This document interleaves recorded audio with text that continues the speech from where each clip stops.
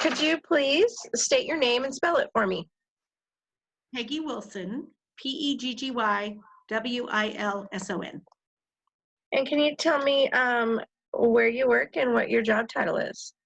I work at Vector Bank and I'm a relationship banker. A relationship banker. Tell me, what does a relationship banker normally do? Normally, we open new accounts, we do loans, we do customer service, pretty much a little bit of everything. How has the COVID pandemic affected your work, and then perhaps the banking industry in general so far? Well, we closed the lobby and we went to pods where half of us were here on certain days and half of us were here on the other days. And I really thought I was going to get a vacation. I thought, this is great. Oh, I'm so excited. We're going to sit in here and do nothing all day. We are busier now because of the PPP loans. We're out of control. Yeah. Out of control busy. So the last 2 weeks that I was supposed to work like 2 days and 3 days, I've worked 50 to 60 hours. How,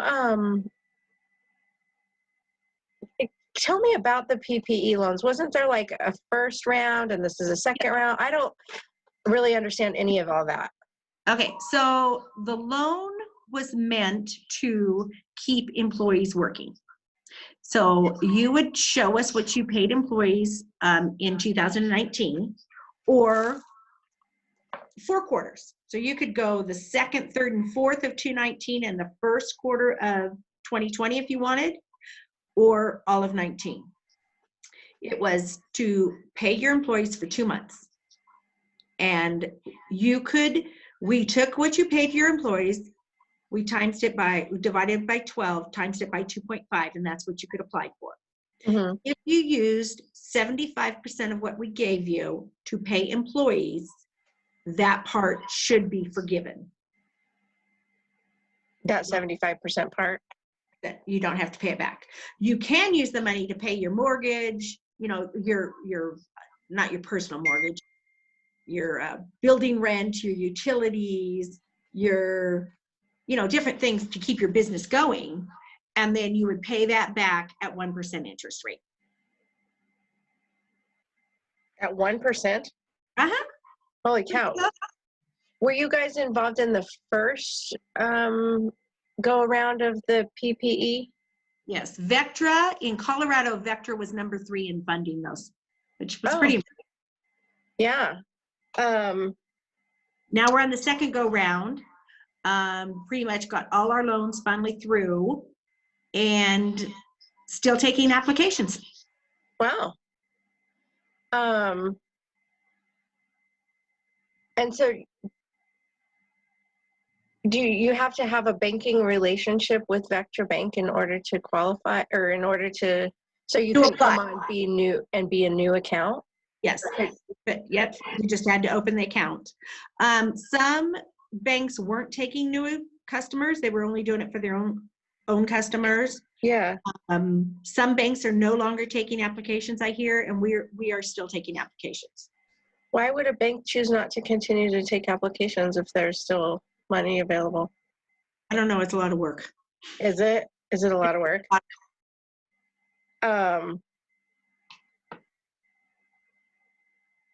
Is there you can only have so many employees, or how do they, you said it's for small businesses, so.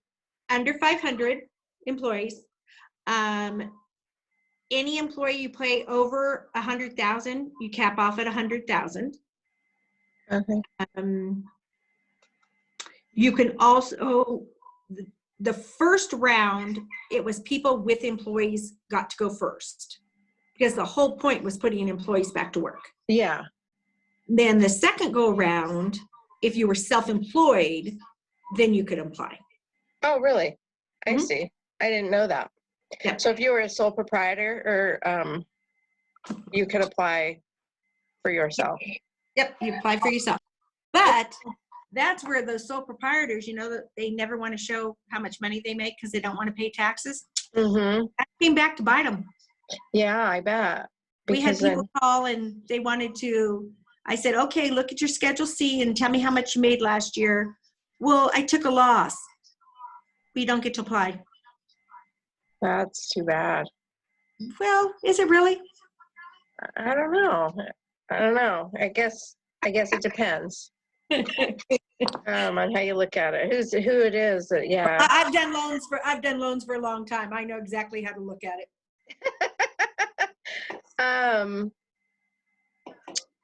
So what do you say would be the most difficult adjustment to your work life due to COVID-19?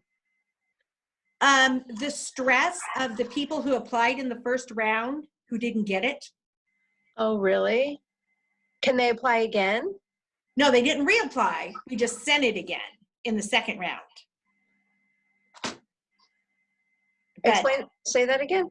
They Sorry. didn't reapply. We kept their file. Oh, okay. And resent it. But they were very upset. You had to call them and tell them. You can't guarantee they're going to get it in the second round. From what I heard in the first round, a little over 2,000 banks were submitting applications. In the second round, over 5,000 banks were submitting applications. So people were really concerned if they were going to get the money or not. Yeah. And then you are the one that gets to deliver the unfortunate news. Mm-hmm. That's got to be hard. No, I'm sure it wasn't. Of them on there. One of my customers, he came over here from US Bank with me, and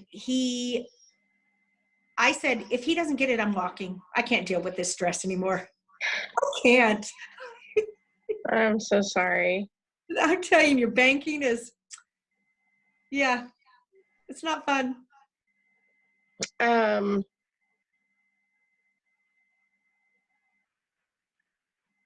Do you think how do you think this is going to affect our banking into the future? They realize how much you can do now by not being at a bank. I mean, banking is really going electronic. I mean, from the day, I was just telling my kids the other day, when I started at the bank in 80, we didn't have You didn't have what? an ATM. Oh, yeah. We didn't have ATMs. So when ATMs came along, I thought, well, wow, this is just a change. We didn't have, on Monday in a night drop, you stayed in a room with another person all day long working night drop bags because everything was cash then. Yeah, counting cash. Cash and checks. Yeah. And now it's going away. Yeah. And remote deposits. And now we've done all this DocuSign. Mm-hmm. And they're going to figure out that people don't need to come in a bank anymore. Yeah. Do you think that'll affect staffing in a bank? It already has. Has it? Yeah. When I started in the bank as a teller, we had 16 tellers. And we worked full time. Mm-hmm. And you had lines. Doesn't yeah, happen you walk anymore. into a bank and there's one teller or two tellers. Yeah. Yeah. And most banks want their employees to be able to do everything. So they'll like open a new account on the teller line. They want their banker to be able to do everything. So there's a broader range of services that a banker needs to know coming into the job. Yeah, you don't have specialties anymore. So I started in banking in 80, and then in 86, we closed our little branch and we all moved downtown to where US Bank is right now. Yeah. And we had 150 employees in that building. Wow. And I guarantee you there's not 50 employees in that building. So it's a different world. Yeah, it just does not take as many people to do the same amount of work with technology. Right. Do you think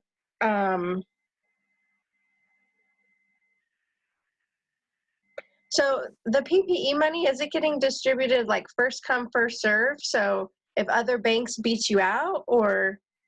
Okay, so the first go around, from what I hear, there's like 4 of the big banks are getting sued already, or they want to sue them because, can I say names and names on this? Yeah. So we got a bunch of Wells Fargo employees because Wells Fargo went to their big boys and had them apply first, because of course you're going to take care of your big largest customers. Yeah. And they cut everybody off from applying. Because they had applied for and received so they hit their quota. Much of the money. I see. So they sent all their other customers away and said they couldn't apply. Yeah. And it was supposed to be on a first come, first serve basis.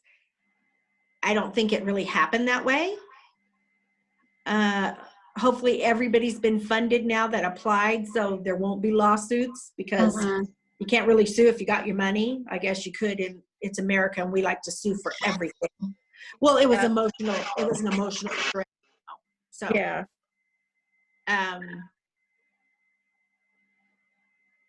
So yeah, it wasn't. So then they changed it. The SBA changed it to where each bank could only submit so many files per hour to keep it on a level playing field. Okay. Well, that just allows other banks to submit, but that really doesn't help with the problem of the largest accounts getting the best service necessarily. No, and it's not just the largest accounts too. It's going to depend on your banker. Yeah. It's going to depend on, like, I saw one go through, we funded for 1.1 million, and I saw one that we funded for $500. Yeah. So, and you know, you've heard on the news all those big companies giving back the money, 10 million, 20 million. Yeah. What has surprised you the most during this time?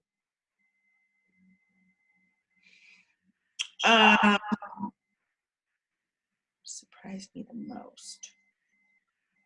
How busy I've been. Yeah. Yes. So how we did it is you worked 3 days one week and you worked 2 days the other week. And I never got to enjoy that. Yeah. Because I had to come work. Can you do any of your work from home? No, my computers and stuff, I think, were just too old.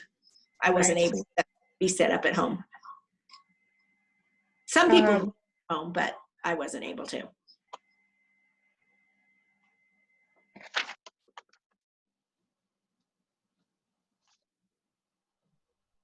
Are you delaying any activities?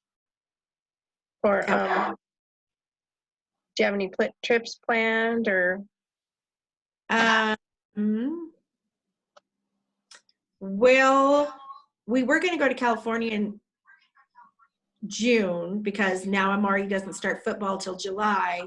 But I said, Megan, all my family lives out there. I said, we couldn't do anything. Yeah. I mean, I'm not going to San Francisco by any means. Could you even go to the beach? Probably not. Well, maybe by then, but. Yeah. Well, we go to Northern California. There's no beaches. There's rivers. I see. But you couldn't go do the fun stuff you wanted to do. I wouldn't, especially in California. Yeah, there's a lot of people. Yeah. A lot of people got sick. Not as bad as New York, but it was still bad. Tell me can you talk about the Junior Service League at all? Yeah, we didn't get to do Viva. Tell me about, first tell me about the Junior Service League. What is it? What do you guys do? And how has COVID impacted? Okay, so Junior Service League is a nonprofit organization that women belong to, and our main goal is to raise money for our nonprofits in the community and give back to in a grant. Give back as grants in December. So we raised the money having Viva El Vino in April, And all What's the Viva El Vino? wine tasting events, and we have it at CMU, and we raise anywhere from $50,000 to $60,000. And then the nonprofits apply in a grant process, and we vote on it, who gets the money, and then we give it to them in December at a dinner. How many nonprofits do you usually support in the community? About 20. 20 with $50,000 or $60,000. And so since we didn't get to do Viva this year, we've brought up some other things. What we're going to try to do is we're going to try to at least do the silent auction of the stuff we'd already collected at another person's nonprofit event. Okay. So we're looking into the Red Baron Ball with Canyon, what's it called? What's it called now? Fruta? Oh, the family hospital out in Fruta? Well, it's Family Health West, but it's called Canyon something now. And they have the Red Baron Ball in August, and some of our members are, know people there. And so that's what we're looking into doing, to see if they'll allow us to bring our items there for a silent auction. So at least we have some money. Yeah. Do they not usually do a silent auction? Pardon? Do they not usually do a silent auction? No, they have one. We just want to add to it. So that's going to be a rough December this year, because all those people, as you know, you guys get one almost every year. Mm-hmm. There's not going to be money to give. Yeah. Yeah, I really think this is going to affect our nonprofit community. Oh, absolutely it is. For a long time to come, because the need's not going to go away. Nope. Right away. People aren't going to. How do you feel about the economy moving forward? I guess I'm not going to make my predictions. I'm going to ask you, as a banker with your finger on the pulse. Well, how do you see this affecting our economy in the future? It's going to affect our economy. There's going to be people who move away again, as they always do when things don't open. We're lucky. We're not as bad as other places. As we all know, things got to open today and Friday. Restaurants, salons, nail places, stores. I think we're going to get back to normal faster than other people, as long as our numbers don't go up. Yeah. So people need to start wearing their dang masks like they're told to. And if you want to boycott it, that's fine. Boycott it. I don't care. Just don't go to the store. Stay home. Stay home. When it's required of you to wear it in that store, you don't get to go in that store. There was people in Walmart Sunday, and there was signs that said you had to wear masks. There was announcements. I said, why are you waiting on them? Why isn't somebody at the door stopping them saying, sorry? Yeah. I don't know why. And it's America. You have the right not to wear a mask, but they also have the right as a business owner not to allow you in their business. Mm-hmm. And as an American, you have a greater responsibility, right, with all the freedoms and luxuries we have here, to look out for each other, for crying out loud. Exactly. Yeah. Yeah. Yeah, I really hope we don't see an uptick and then this reopening comes back and, bites us in the butt and we have to shut back down. I'm concerned about that, because schools need to open. Oh, God. This is ridiculous. I can't even imagine, when I was a working mom, Mm-hmm. having to homeschool. Yeah, exactly. Of course, we couldn't have. We didn't have electronics. So, no, we would have had to go get piles of paper for them to. Uh-huh. Yeah, photocopies and. Uh-huh. It would have been a nightmare. It's still a nightmare. Kids need that social. They need the emotional connections. They need to get out of their house. I mean, God, imagine a kid without a great home life, getting stuck inside a house with And it's no different than the low income schools. Kids don't have as good as an education because they don't have the backup at home. Mhm. It's the same thing here. If you don't have a parent at home who can help you, Yeah. then education needs to be more of an even playing field. It just really does. It is so not fair. I know I always tell people, you know what? You don't get to choose your parents. You don't get to choose your home life. It's what you were dealt. But it's so unfair. Well, and we in our community, unfortunately, don't have a whole lot of trust built up in our local school district, Right. based on things that have happened in the past. So funding for the schools has been cut, and perhaps this might be a wake-up call to people to realize, boy, I don't like teaching. Exactly. Maybe I there think is some value in this. I think it will do too. And I always said, I don't think people are against funding schools. I've always voted to fund schools, even when I don't have kids in school. But Yeah. the last one, I didn't vote for it because people are sick of how the schools spend our money. Yeah. Well, and we had the last superintendent, the problems with him, and we need to develop some more trust here, but hopefully this will, let people will now value their educators a little bit more. Yeah. Is there anything else you want to talk about? No, we just need COVID gone. And now we have those killing hornets. I saw wasps. that too. Great. They rip the heads off of bees and then they attack people too. Oh my gosh. What is the world coming to? I don't know, but it's not good. No, it's not. Oh man. Well, This too shall pass. It will. I always say it, this too shall pass. I can't wait to be on the other side, Yeah.